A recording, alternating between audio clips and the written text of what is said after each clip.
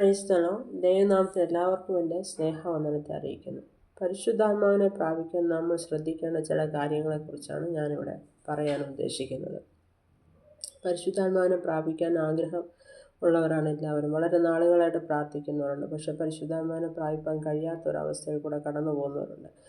ഒന്നാമതായിട്ട് നമ്മുടെ ജീവിതത്തിലെ പാപങ്ങളെ ഏറ്റുപറയും. നമ്മുടെ ജീവിതത്തിൽ വന്നിട്ടുള്ള സകല പാപങ്ങൾ നമ്മളെ ഓരോ ദിവസവും നമ്മൾ ഏറ്റുപറഞ്ഞ് നമ്മൾ കർത്താവിൻ്റെ രക്തത്താൽ കഴുകൽ പ്രാപിച്ചാണ് നമ്മൾ പോകുന്നത്. പക്ഷേ എങ്കിലും നമ്മൾ ഏതെങ്കിലും പാപങ്ങൾ നമ്മൾ ഏറ്റുപറയാൻ മറന്നുപോയി ദൈവത്തോട് ക്ഷമയ്ക്കായിട്ട് യാചിക്കുവാൻ നമ്മൾ ഏതെങ്കിലും പാപങ്ങളെ കുറിച്ച് നമ്മൾ മറന്നു പോയിട്ടുണ്ടെങ്കിൽ അതും നമ്മൾ ശോധന ചെയ്ത് ഓർത്ത് പരിശുദ്ധാത്മാവിൻ്റെ ഒരു നിറവിനായിട്ട് നമ്മൾ പൂർണ്ണമായൊരു ശുദ്ധീകരണത്തിലേക്ക് നമ്മൾ കടന്നു വരണം.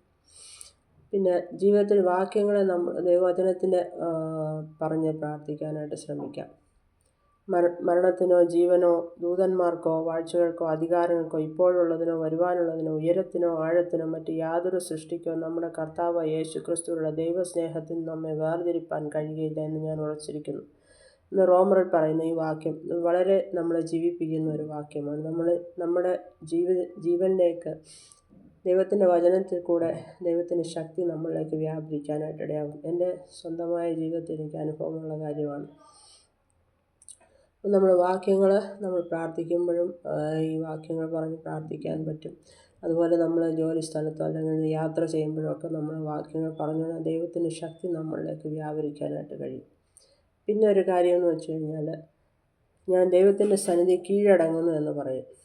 ദൈവത്തിൻ്റെ സന്നിധി നമ്മൾ കീഴടങ്ങുന്ന നമ്മുടെ ശരീരത്തിന് ഓരോ അവയവങ്ങളെ ദൈവത്തിൻ്റെ സന്നിധി നമ്മൾ നീതിയാഗങ്ങളെ സമർപ്പിക്കുന്നു. ദൈവത്തിൻ്റെ പരിശുദ്ധാത്മാവാണ് നമ്മുടെ ജീവിതത്തിൽ വാഴുന്നത്.